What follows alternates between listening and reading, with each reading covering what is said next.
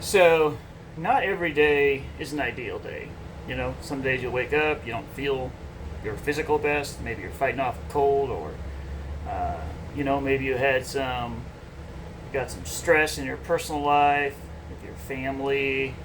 Maybe maybe you have a business setback of some type. Whatever the case, not every day are you going to feel at your absolute best, ready to charge out and you know rule the world, so to speak. But I think on those days in which which I have an expression. Not every day is an egg laying day, meaning, you know, not every day is a perfect day. Now that expression I maybe use as some days, just not a whole lot happens.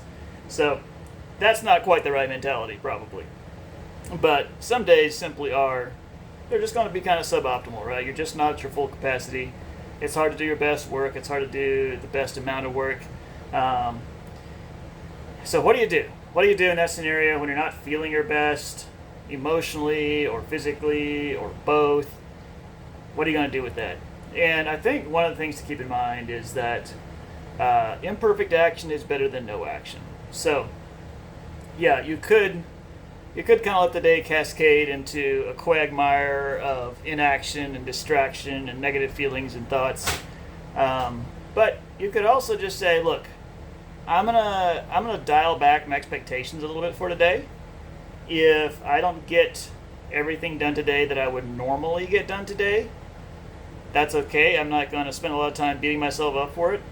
I'm gonna set some realistic expectations for the day based on how I'm feeling. I'm going to get, these one, two, or three tasks for sure done. For sure, I'll get these done, and then anything after that is gravy. And it may not be the ultimate day, but it's going to be. It's still going to, in the grand scheme of things, it's going to help, either move me forward or keep me from sliding backward today. But if it's not an amazingly awesome day, that's okay. Some of those are in the budget, or they should be probably in your budget if they're not. And we'll take imperfect action.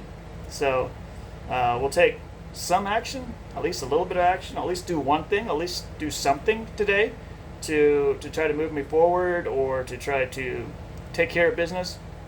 And then once I feel better, once I'm doing better, I will hopefully get back up into full power. So I think it's important to kind of adjust your expectations somewhat to how you're feeling. Now, you could say, well, what if you just always use that as an excuse not to get work done? That's not what I'm talking about. If that's your situation, that's probably you need to address that in a different way. But what I'm talking about is, a day, a week, a month where you're just not feeling your best.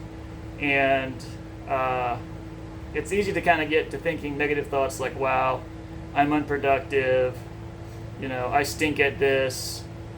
Do I really hate my life right now? What am I going to do? I need to do something wildly different. Like, whoa, take a step back.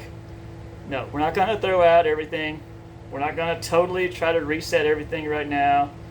We're not going to despair that the day is a total failure and a waste. And we're not going to attach all of our personal value to our productivity. We're going to set some reasonable expectations given the situation, and we're going to be patient. This is a long-term game. It's a marathon. It's okay, and we're going to rock and roll that way. Maybe rock and roll is not the correct expression, but we're going to do something today, and it's going to be okay.